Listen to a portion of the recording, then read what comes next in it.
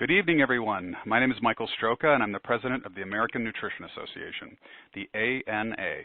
I'm here with Dr. Valencia Porter, Director of Integrative Medicine for the Chopra Center and a member of the ANA's Professional Advisory Board. Good evening, Mike. It's a pleasure to be here, and we welcome our audience from around the world. Great. Together, we are very pleased to be with Dr. Jeffrey Bland to discuss his new book, The Disease Delusion. Let me take just a moment to tell our audience about the ANA. We are a nonprofit organization which has for 40 years been on a mission to promote optimal health through nutrition and wellness education. We educate the public and professionals by hosting world-class nutrition education programs such as this one tonight. We encourage all of you listening this evening to visit our website at theana.org for an abundance of nutrition information and resources. Join the ANA as a member and help us continue to bring these nutrition luminaries to you. Mike, we'd also like the audience to join us in February of 2015 for our joint webinar with Dr. Suhas Kashirsagar on Ayurvedic nutrition. And we will be sending out an invitation to our mailing list in the future to join that program as well. Great. Yes, everyone, please sign up for the Chopra Center and ANA newsletters as programs are added throughout the year. And now, we are honored to introduce the man known as the father of functional medicine. Jeffrey Bland has been an internationally recognized leader in the nutritional medicine field for over 30 years. He is the founder and president of Personalized Lifestyle Medicine Institute and chairman and CEO of Kindex Therapeutics. As a nutritional biochemist and registered clinical laboratory director, Dr. Bland is also a former professor of biochemistry at the University of Puget Sound and a previous director of nutritional research at the Linus Pauling Institute of Science and Medicine. Dr. Bland has authored 5 books on nutritional medicine for healthcare professionals and 5 books on nutrition and health for the general public. He's also the principal author of over 120 peer-reviewed research papers on nutritional biochemistry and holds numerous patents for nutritional products.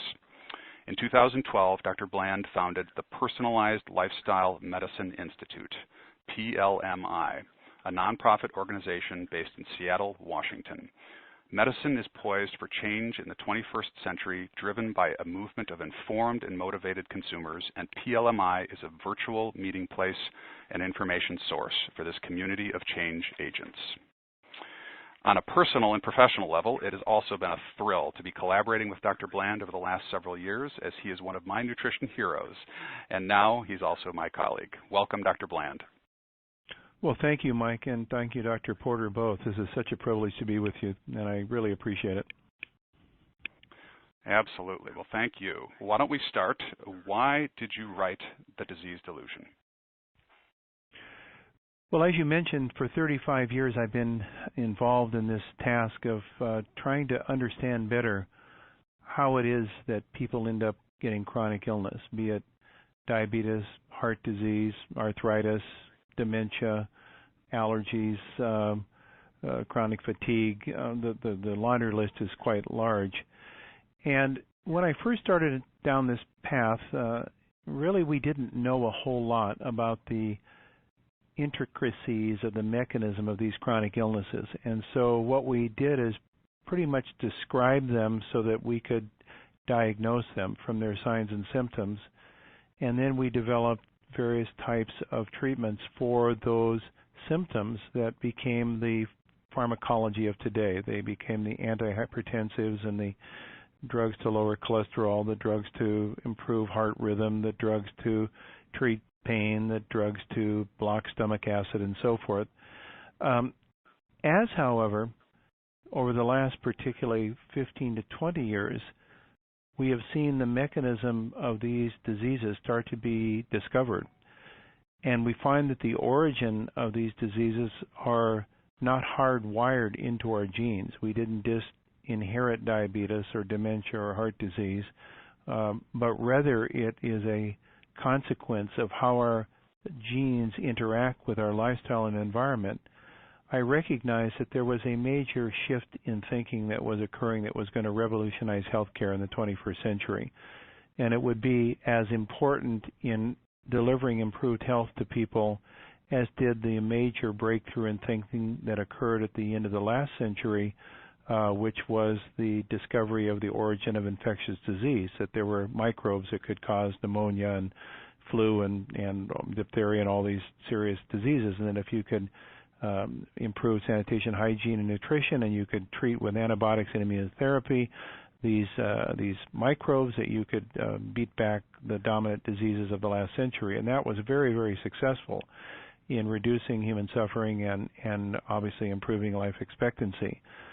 We have the same major revolution occurring today, however, as it relates to these chronic diseases with the discoveries that I mentioned over the last 15 years. And so I wanted to bring these concepts to the minds of the healthcare consumer, because why should we wait 20 more years before these concepts get fully integrated into medicine? Why shouldn't we make these concepts available to people whose health would depend upon and be related to these concepts today? So that was the origin of writing the book, and that's also why the title became Disease Delusion. It sounds a little bit paradoxical, almost an oxymoron, that we're saying that a disease or a delusion. I mean, we have diseases, so why would I call them a delusion?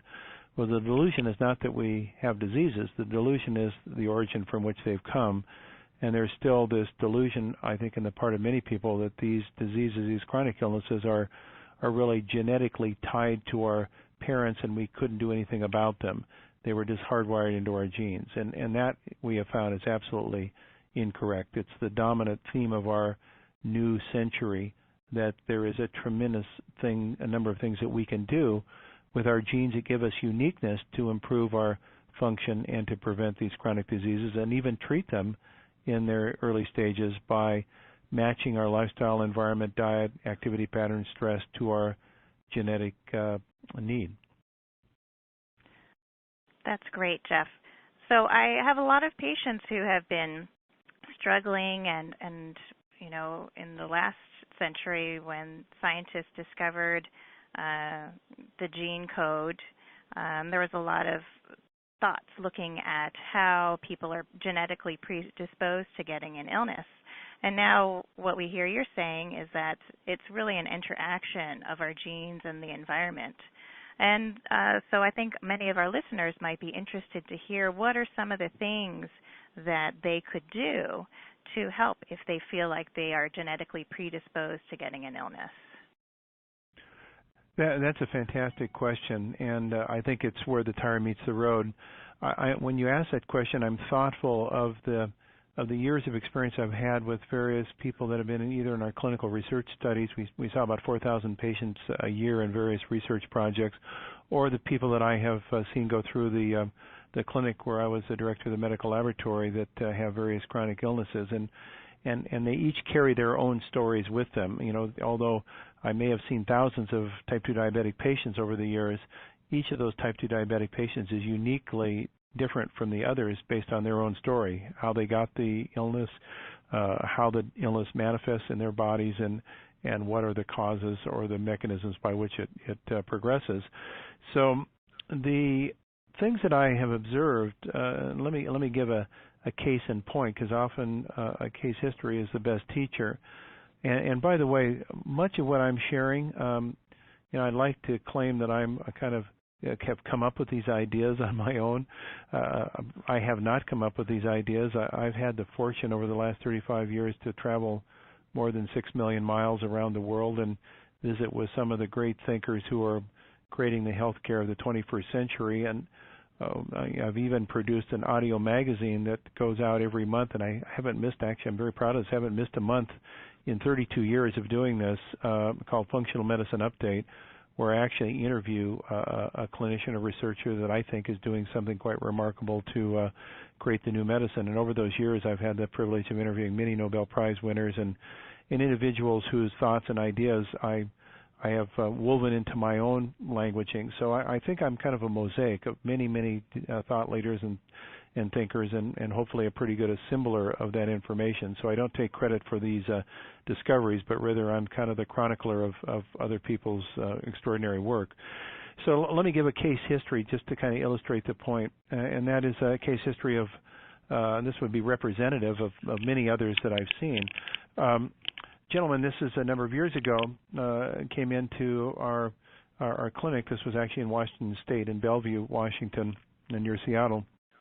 And he was a upper management person, was really on the fast track, was actually in his middle to late 30s at the time, but already had achieved a very high station in one of our local computer science software companies, and lived in a beautiful home out in a suburban area near Seattle, and had all the trappings of great vacations and a wonderful family, 2 sons, and a great supportive wife. And you'd say at the outside that this was a success story, yet he and his wife came in to visit us, and she was in tears and saying that his energy level was so low when he came home from work that he couldn't even really participate in things that he wanted to, like the scouting programs for his sons, and he was kind of just feeling very, very tired all the time, and he was on blood pressure lowering medication, and he said, well, my father had hypertension, and this runs in the family, this high blood pressure. My uncle also had high blood pressure, so it's not surprising I have high blood pressure. And the medications he was taking, the unfortunate side effect was impotence, which was then creating some conflict within the relationship between he and his wife. So there's a lot of stuff going on with him related to quality of life and function, although we wouldn't say that he was sick and he was being treated by the standard of care of good medicine, but he certainly was feeling the depreciation of the quality of life. So to make a long story short, we evaluated his overall history and his health habits, and did obviously some testing as it relates to blood chemistry and other kinds of physiological tests.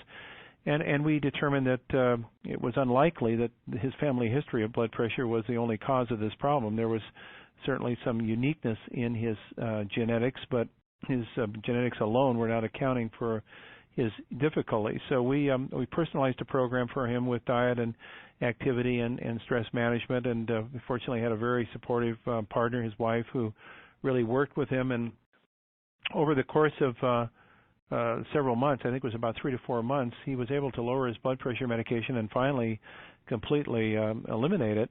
His blood pressure went back to normal. By the time he was 40, so this would have been a couple of years, I think it was 38 when he started, so about 40, 2 years later, he was a lean and mean fighting machine, to use an aphorism. All of his parameters, his physiological parameters, had normalized. We had estimated his biological age when he first came in based upon his performance parameters were something, although he's 38, was something more like a average 66-year-old. And by the time that he completed this program, he had greatly reduced his biological age, his performance age. And so then we lost track of him for a number of years, and then I was at a medical meeting. It probably was 6 or 7 years later, and by a series of coincidences, I found out that he had gone on to actually quit his job at the software company in Seattle, and he had gone on to take a job in Nike down in Oregon and become a spokesman for the fitness area within Nike. And he had actually completed a transnational run where he had run from Astoria, Oregon to Massachusetts, and he was actually written up in the Journal of the American Medical Association. Now at 40 years of age, he was performing as a fit 17-year-old. So, this is probably a pretty extreme example of how you can take what is presumed to be a genetic related problem, and by doing the right things, completely turn it around and become a high performer with extraordinary health outcome. And I could go through many, many other examples of this as to how one looks at individuals from a personalized lens and develops the program for them, because the food of one may be the poison of another. The exercise program for one may be the injury program for another. The stress management program for one may create distress and depression for another. So you really have to ask the right questions and not assume that these conditions are just hardwired in the genes. Exactly. Those are wonderful examples. And, I've personally seen the benefit of this approach, really using personalized lifestyle medicine and using the functional medicine approach in my practice. And I'm very grateful for you, Dr. Bland, for leading the way and for showing us how we can do this and how we can help improve the lives of our patients individually. Well, thank you. I think one of the things that has been most gratifying for me to observe, particularly the last couple of years, is I threw out a concept. I probably shouldn't use the term threw out. I proposed a concept about 8 years ago, maybe it was 9 years ago, at a series of medical seminars that I was giving from some work that we had done with autoimmune disease in our research facility in Washington State. And this family of autoimmune diseases have been, there's about 80 plus different diagnoses, including things like rheumatoid arthritis and multiple sclerosis and systemic lupus erythematosus and type 1 diabetes and others. Thyroiditis is another member of that family. And what I proposed about 8 or 9 years ago was that these conditions that have been suggested to be a result of the body becoming allergic to itself, in other words, producing autoantibodies that would attack the body, is probably an inappropriate way of looking at these diseases, that these diseases really are more likely to the immune system of the person responding to what they perceive as foreigners, not your native body parts, your things that make you up, but things within your body that have been damaged to be transformed into new forms that the body's immune system recognizes as foreigner and does the job it's supposed to do, which is to seek out and destroy foreigners. And so my concept was that we should be looking at not the host normal tissue, but things that have been damaged by factors that the body's been exposed to. So what could those factors be? Well, let me give one example, and that is we know that when you have too much sugar in your body, glucose, that glucose, it can chemically react, not can, but does actually chemically react with proteins in your body, and these are called glycoproteins or glycosylated proteins. Those proteins, when sugar reacts with proteins in the body, form a funny protein. It's not the one that was native to your body. It's no longer the same as it was originally. It's now chemically modified by the attachment with sugars. And your immune system, if it's such that it has a high recognition for foreigners, it might see these proteins and say, hey, this funny protein with a sugar on it isn't supposed to be here. I need to recognize it as a foreigner and do what I'm supposed to do, and that's to attack it and get rid of it. So what we find is that in diabetics, they have a higher incidence of arthritis and autoimmune disease. And for years, people called this in medicine comorbidity, meaning that, gee whiz, arthritis and diabetes tend to come together somehow.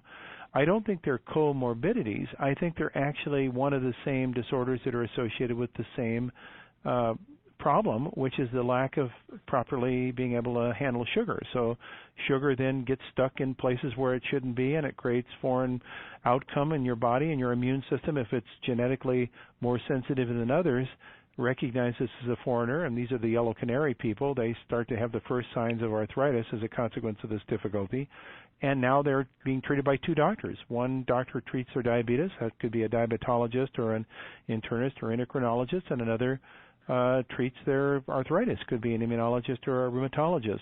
So they go to two doctors for two different sets of diseases and get two sets of medication, when really the disorder started from the same place, which is let's treat the cause, which is reduce the way that the body has too much sugar floating around, which is related to insulin resistance and poor glucose control, and then we will cause a prevention of both of those to be the outcome.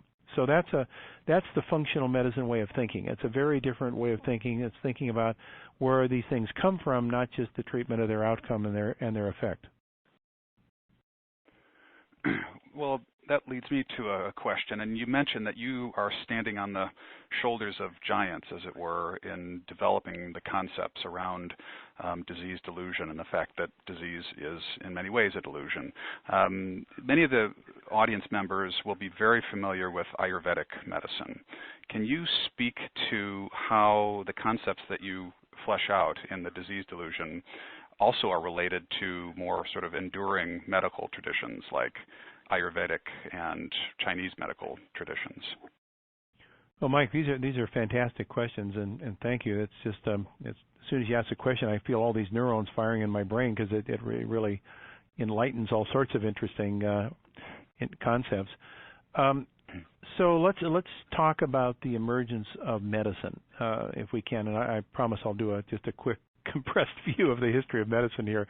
But if you think about it, early on, before we had medical centers and hospitals and all the technology of today, so I'm going way back to Phoenician medicine, Ayurvedic medicine, which is probably arguably the oldest form of a formalized system of medicine, or traditional Chinese medicine. The way that these constructs evolved was out of observation. So if a person grabbed their chest and fell over, or if they had a bump and a growth on their body, or they were bleeding, or they had certain color of their urine, or they had a certain odor to them, I mean, I could go through a whole list, that people would start classifying these observations and making associations.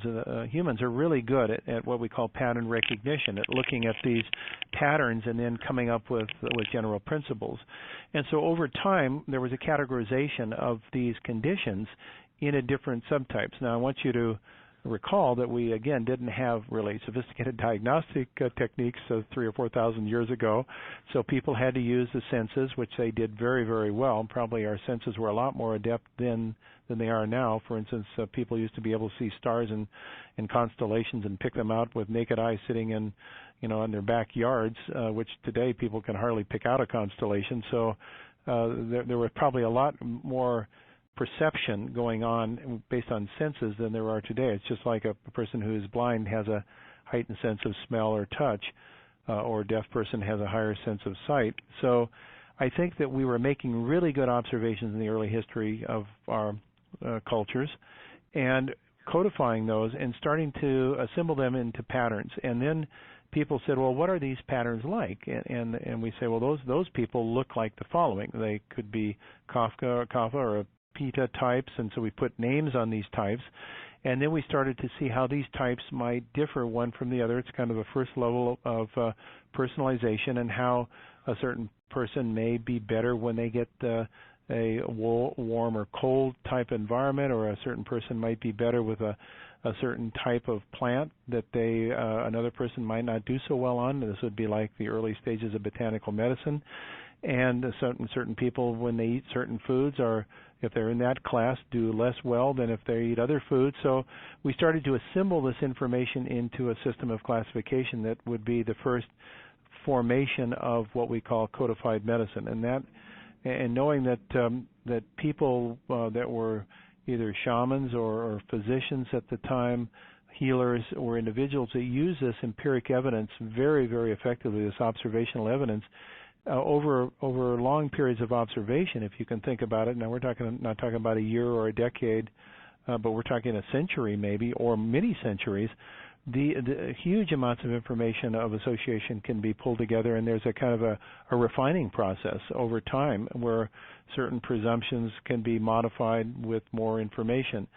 So I think this formed the fundamental constructs of medicine, the Ayurvedic principles and the TCM, traditional Chinese medicine principles. Every indigenous culture has this form of healthcare that is built around these, what they observed in their environment with their unique genotypes, that back in those days, you recall our populations were much more isolated, so our gene pools were much more similar than today with the very mobile society where you have lots of people intermarrying across different genotypes, so you have more of a sandpile genotype. So back then, these things could really be well structured and well observed, and you could get the refinement of time of these observations as to how to modify the environment and lifestyle for an appropriate subtype. And I think that became then a very refined people-to-people form of medicine that we call Ayurvedic, or in China became a traditional Chinese medicine. So that's kind of how I see these evolving. Then if we put these through the lens of today,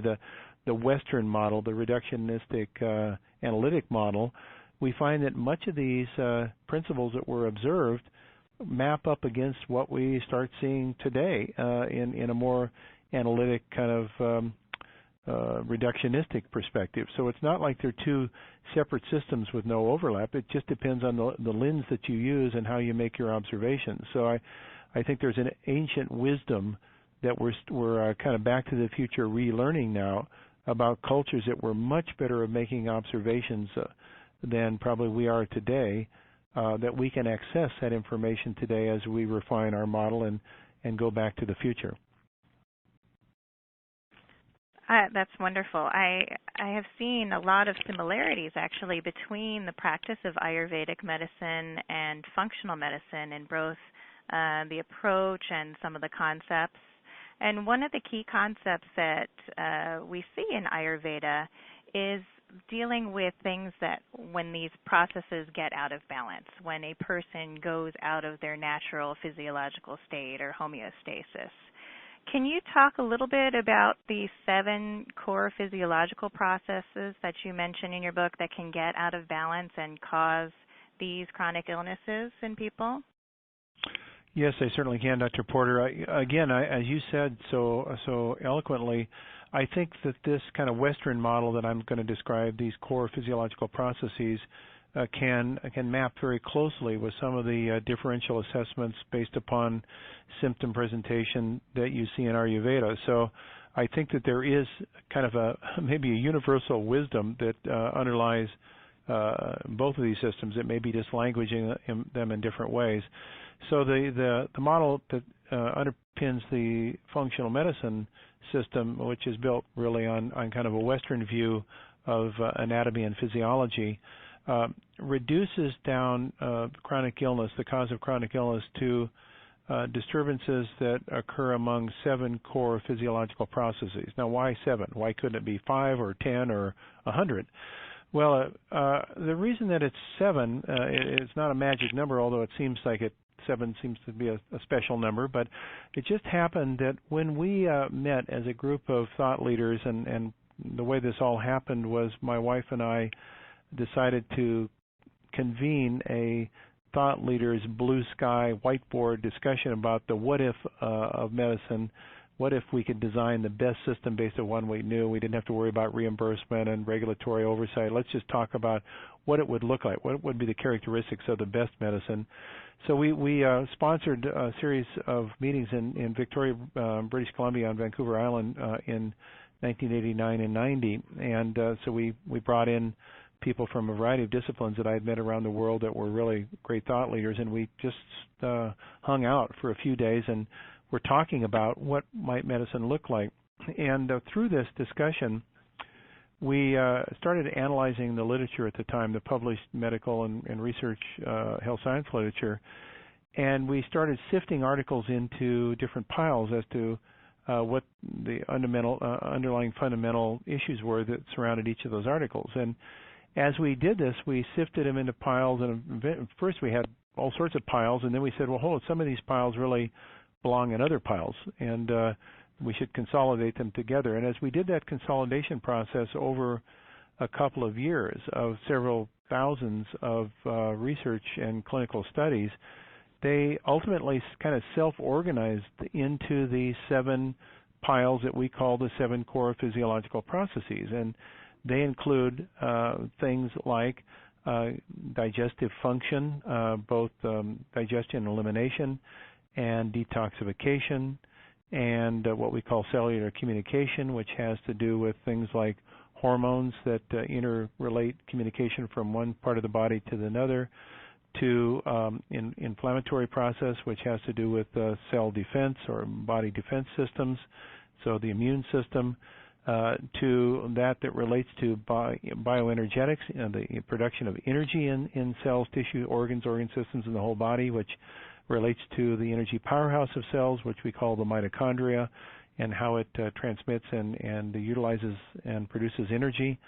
And then lastly, the structural aspects of the body, which you might think of as just the skeleton and the muscles and ligaments and connective tissue. But actually, this is turning out to be a very fascinating part of the dynamic response of our body to its environment. We think of the skeleton as this thing that hung over in the side of our classroom that was a dead collection of bones, but actually our skeleton is extraordinarily dynamic in its role it plays in controlling our physiological function. The marrow of our bones is where all the white and red blood cells are made. Both our immune system comes from our bones as well as our red blood cells, our oxygen-carrying cells. The bone produces all sorts of hormonal materials that communicate with other tissues, including the pancreas, where insulin is secreted. The bone communicates with our intestinal tract, and so there's a crosstalk between the bone and our digestive system and our immune system of our digestive system. And the bone can actually become fatty. There's now what's called obese bone or fatty bone as a consequence of dysregulation of insulin and so forth, and the bone then can not only becomes porous and can become osteoporotic, but it also can alter the messages that the bone or the skeleton has in the rest of the body. So all of these seven core physiological processes then regulate our overall function, how we look, act, and feel. And disturbances in any one or more of those starts producing what we call a dysfunction. And a dysfunction over time becomes a disease. And so the key of functional medicine is to try to understand early on where the dysfunctions in these seven core physiological processes are emerging before they become a dysfunction that becomes a disease, so that we can modify them with the appropriate types of personalized intervention program. And of course, this is the focus of the Disease Delusion, the book, is which each chapter focuses on one of these core seven physiological processes and uses a questionnaire that we developed in the clinic to try to help a person understanding if they're a candidate for a imbalance in one of those processes, and then what to do about it if they find that that's an area of concern in their own response to in their life. So Dr. Bland, so one of your chapters is titled Your Healthcare Revolution. And I found that very interesting because it didn't say healthcare revolution, it was your healthcare revolution. And I presume that you were talking to the individual person out there and that the revolution in health is actually going to redound to the benefit of each individual person. Can you talk about that aspect of it, and can you layer into it why the revolution is happening now, right? Why not 35 years ago? What are the factors that are converging right now that allow this revolution to happen for the individuals out there? Yes, Mike, I think this is a remarkable time of transformation for all of us. I've often asked myself the question, if I was to have been born and lived through the period of the Renaissance in Europe, would I have actually known I was in the Renaissance? Would I have just said, gee, that's a bunch of funny music, and I don't really like that new architecture, and I'm not sure I like this new kind of fashion, and gee whiz, the artwork is kind of, I'm not sure, it's a little bit strange. I might not have even recognized that I was in the most remarkable epic period in Western history that was reforming culture.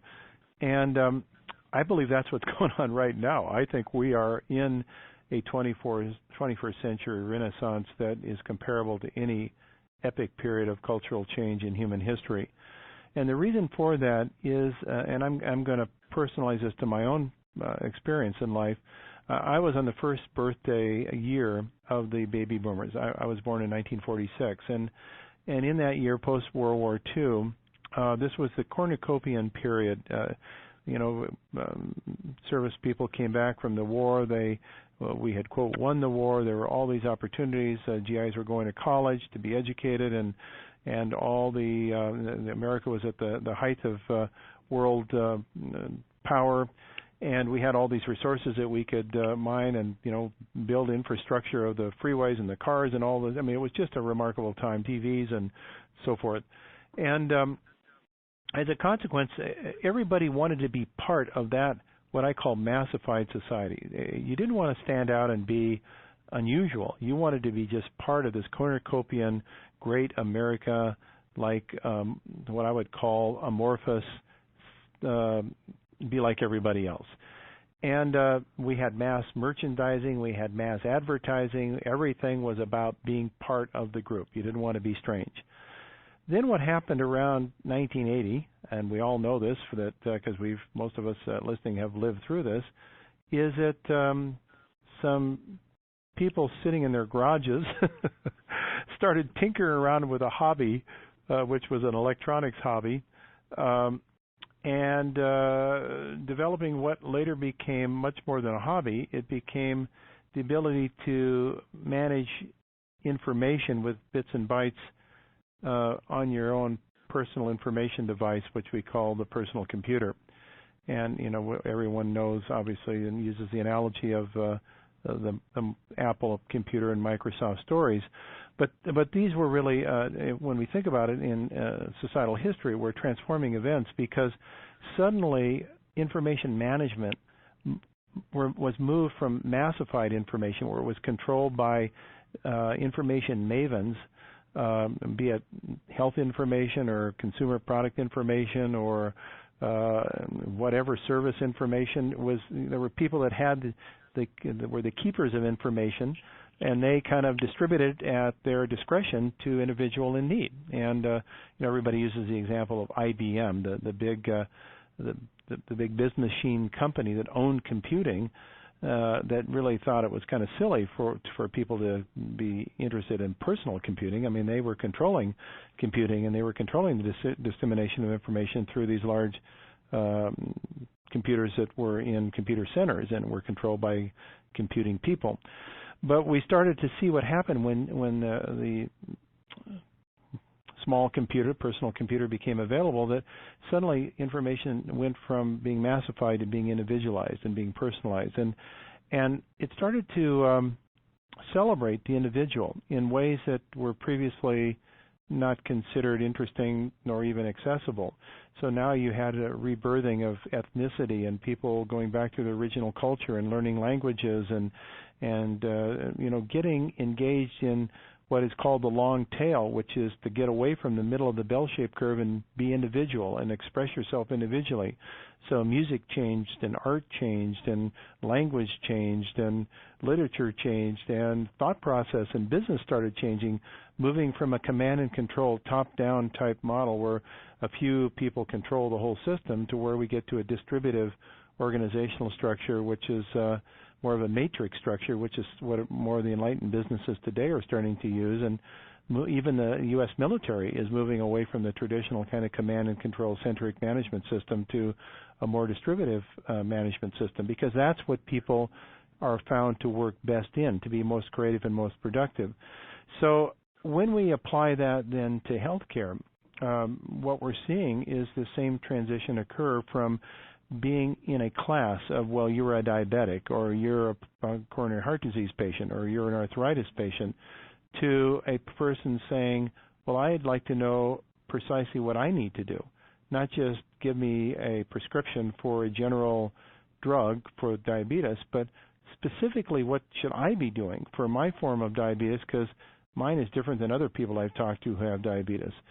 And that trend, which is, I think, fueled in part by the Internet, because now the most common accessor of health information happens to be the consumer, no longer the doctor. And so those consumers are coming into their doctor's office with reams of self-researched information off the Internet, in which often they may know more about their condition than the doctor does when they come into the office, that they have already done a bunch of their own home study.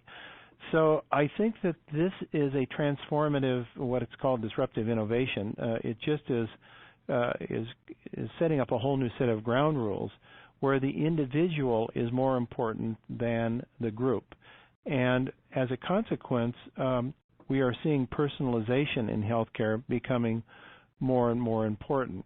And I think that this driver for personalization has really started to filter into all sorts of institutional areas within healthcare.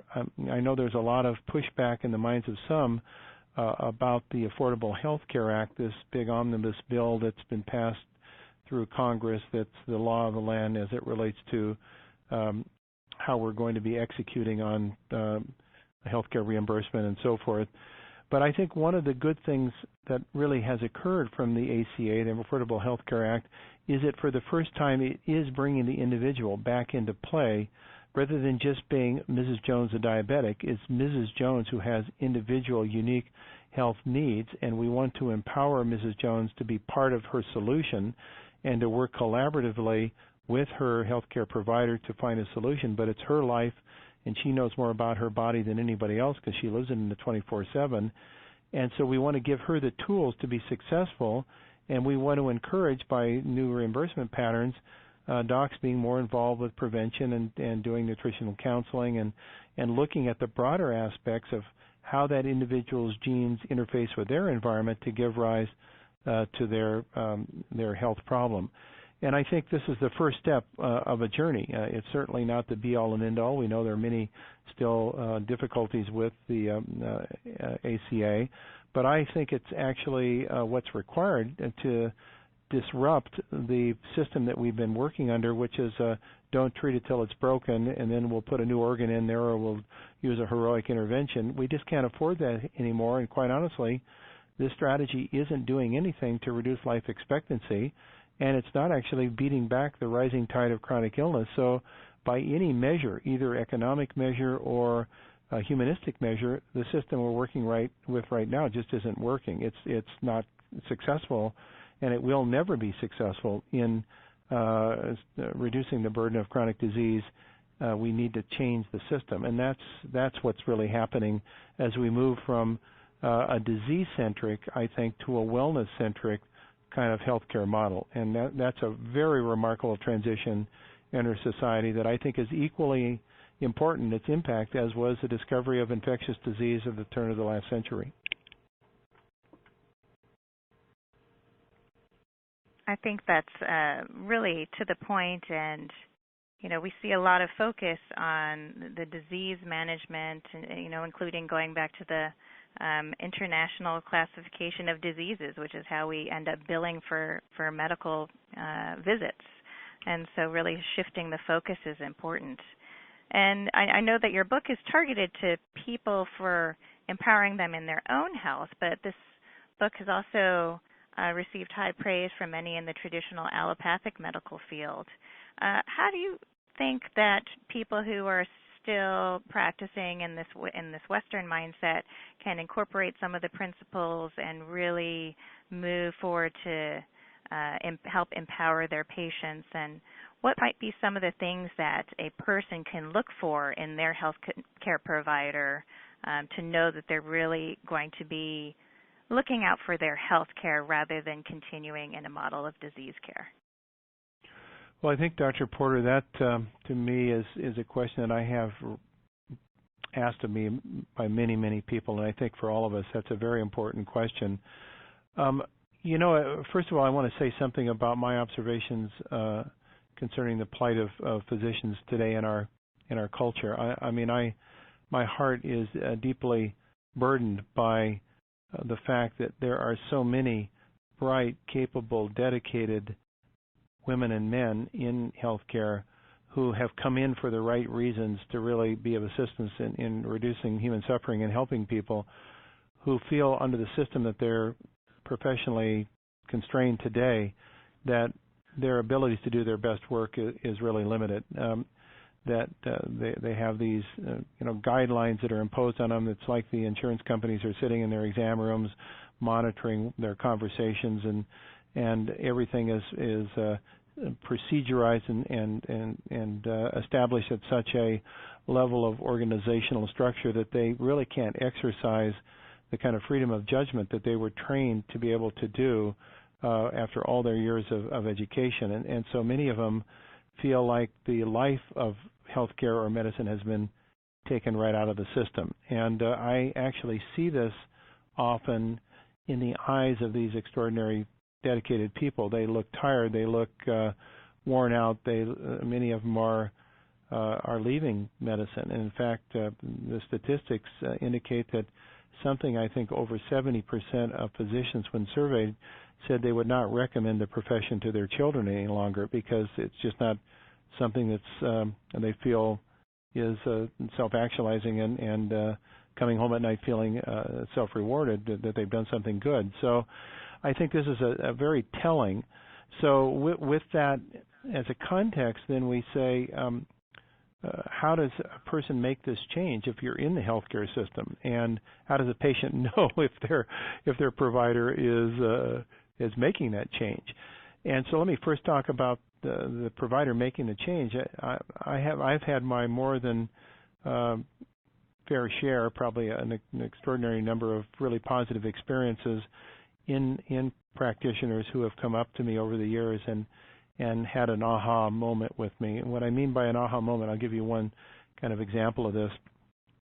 I recently was at a very large medical meeting, and I was presenting, and when I came out of the room after a presentation in the foyer for the break, it was very crowded, and this gentleman, physician who is, I would estimate, probably in his mid-50s, came over to me, and he just buttonholed me, got up close and personal with me, and really wanted to get my attention. And this was at a very busy time where a lot of people were milling around. There's a lot of background noise. And he said, do you remember me? And I said, well, you look very familiar, but I'm sorry, I don't remember exactly where I met you. And he said, well, it was up in a specific city in Canada a number of years ago, about 7 years ago. And do you know the context that by which I met you? And I said, no. And he said, well, I came to the seminar, really, I came begrudgingly because one of my partners, who I have great respect for, said that I needed to come to this seminar, which is on the weekend, and my weekends are like really few and far between that I have any time off, and I don't really want to go and sit in a meeting on the weekend, but I felt that to respect him, I should come, and so I thought I'd just come to your meeting, maybe hang out early in the morning and then leave at the first break and go home, so at least I paid my respects to my colleague. So I came and I sat through the morning session, and it was kind of interesting. So I decided, well, I'll stay up to lunch. And then I stayed through lunch, and I thought, well, it's still interesting. Maybe I'll stay for the rest of the day. So he said when I came home from that experience and I walked in the door, my wife said, so what did you do today? And he said, well, I went to this meeting with this guy, and he said a lot of interesting things that I hadn't thought about, but they were very interesting. And she said, well, whatever it was that happened to you today, you need to do more of it. Your eyes are lit up again like the husband I knew when you started in medicine. You have an excitement about you. You look enthused. This is very different from the guy who told me last week that you were going to get out of medicine, that you didn't feel your patients were getting better, and you wonder what the heck you were doing after 20 years in practice or 25 years in practice. And so he said, I pursued that over the last years. I took all these additional courses. I got really interested in this field that you were talking about in functional medicine, and now my practice is booked up for a year. I'm a functional medicine provider. I'm reinvigorated. I'm re-enchanted about medicine. People are getting better. They're coming back and telling me how their lives have been changed. And then he starts to cry. The tears are running down his face. He gives me a hug, and he said, you gave me back my professional life, and he walks away. Now, it wasn't that I gave him back his professional life. It's that the aspiration for practitioners to really do good with their patients is very high. But often the tools that they have that they're constrained to use today, which is a pill for an ill mentality, just isn't working well, and they know it. And they go home often feeling like they're just an advanced drug salesman, and that doesn't really make them feel good. So that's number one, transforming the practitioner. Now, you ask the question, how does a person know as to what their practitioner's inclination is? And I think there's one fundamental question they can really ask in some way or get information about from their provider, and that is, are you interested as my healthcare provider in what I eat, my workplace environment, my social structure, my activity patterns, the environment in which I live? Are these important things in your understanding of me as your patient and how I travel through life with certain illnesses? If the answer to that question is no, that person really doesn't have much interest in the answer to those questions, and they might ask them perfunctory, but they're not going to really take them very seriously, then I think what we can assume is that provider is really disease-focused. They're probably very good and skilled in understanding disease and treating it once it exists, but they're probably not the person that's going to be enlightened as it relates to helping a personalized program for prevention of disease and optimizing function. and you need to seek out probably another caregiver who would be more interested in the answer to those questions and would integrate that within their scheme of personalizing a program. And for some people, that means they have two providers. They have a disease care person and they have a wellness care person. For other people, they just seek out a functional medicine provider that kind of works on both sides of the house and it uses this worldview and the way that they, the lens that they sieve their patient through. So those are the two things that I think would really be transformative for healthcare. Adding, re-enchanting practitioners back into what they went into healthcare for, which is to help patients get better, and helping patients understand that they can actually ask for those things from their provider and expect to get them in return. Great. Fantastic.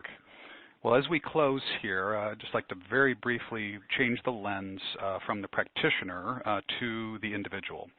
So for those participating tonight, I'd like to really get to where the tire meets the road. So step one is, of course, for them to get your book if they don't already have it and read it, because there's a wealth of information in there. And so that's the place to begin. Talk then about steps 2 and 3. Well, I think steps 2 and 3 really follow in part from step 1, and it wouldn't be that they have to get the book. I think the book is a device or a catalyst to kind of codify some of the change that we're talking about. Sometimes we need a motivation or something that brings this information from the esoteric down into the executable, into the reality. So the step 2 would be to, I think, start with a self-assessment of where you are as an individual in your health track relative to how you want to perform. If that person, when they do an inventory, an honest assessment, is not sleeping well, got chronic pain, got fatigue below that of that which limits their ability to do what they really want to do, they're not thinking clearly, they can't hold informed thoughts, there's a wandering of mind, cognitive kind of dysfunction, they've got chronic digestive problems, they've got issues that are related to inflammatory process of the joints. All of these things are markers of opportunity, right? Because you can only understand what to do if you understand what you want to do. And you have to understand where your issues really lie. And a lot of people just accept the fact, well, I am getting older, and gee whiz, I should have all these infirmities, I guess, because I am older. And the bottom line is many of those chronic infirmities that limit our ability to function at the level we like are absolutely resolvable. And I'm talking about resolvable at the cause, not just by taking symptom-suppressing medication. So by using a good inventory of how you're performing, and by the way, on many, many different studies that have been done, the most important singular question that people can be asked that gives more interrogation of this than any other question is, has your health depreciated significantly within the last year? If the answer to that question is yes, then that is a wake-up call. That is a place where the person would say, well, geez, I was just kind of accepting that. I was just maybe dealing with the fact that I'm a year older and maybe I just hit a threshold of age. That question, if answered affirmatively, should be a wake-up call to put something into gear. So that's step 2. And then step 3, of course, is once you've been enlightened to the fact you're going to do something, then you have to start doing it. And that means you have to very much commit yourself to not just a little tiny change in the way life goes, but maybe some fairly significant changes, like giving up high fructose corn syrup sweetened beverages and foods, and like maybe putting yourself through a 2-week detoxification program, which is for many people the aha that reminds them how good they can feel at the end of 2 weeks by just going to a clean diet and regular exercise and more pure water intake, and kind of looking at on the other side of where they started and where they end up at the end of 2 weeks. That can often be, that detoxification program, the step of enlightenment that a person needs to say, I don't need to put up anymore with all this chronic complaints that I've been living with for the past several years. So I think those might be my 1, 2, 3 steps of getting going. Fantastic. Well, thank you, Dr. Bland. This has been an incredibly enlightening evening.